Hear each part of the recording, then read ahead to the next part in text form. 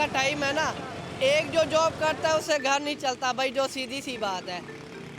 सीधी सी बात है, एक जॉब से काम नहीं चलता, ओवर टाइम लगाना पड़ता है हमको भी, तब जाके घर का खर्च चलता है, ज़रूरियात पूरी होती है, खुशी कमी बंदा निभा सकता है। ओवर टाइम करता हूँ।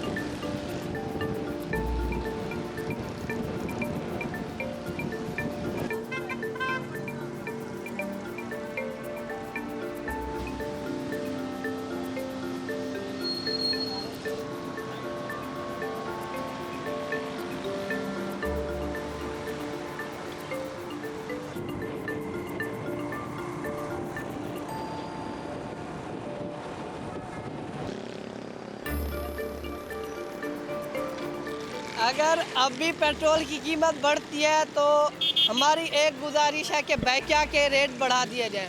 अगर रेट नहीं बढ़ेंगे फिर तो भाई बाइक को घर खड़ी करनी पड़ेगी, वही मेहनत मजदूरी करनी पड़ेगी, क्योंकि बाइकिया चलाने का फ़ायदा नहीं है ना।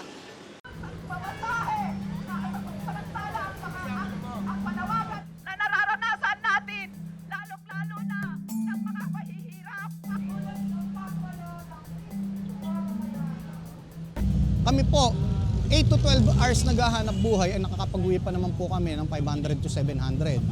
So dahil po dito po sa pangyayaring ito, nadagdagan pa po ang oras ng aming paghahanap buhay. Po sa amin dito, tahasan na, hindi na namin kayang maghanap buhay, hindi na namin kaya sigurong magserbisyo pag wala nang kinikita.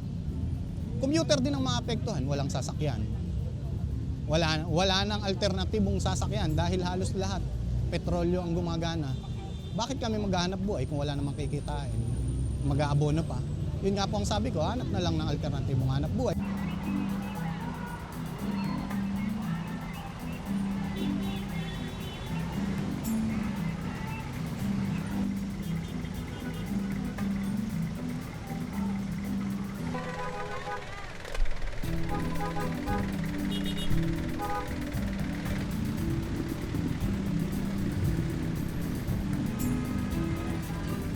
Ang panawagan natin ay kagyat na ibasura ang Old Regulation Law dahil sabi nga natin 28 years nang namamayagpag ang batas na ito. 28 years na rin nagpapahirap hindi lamang sa sektor ng transportasyon kundi sa ating mamamayan.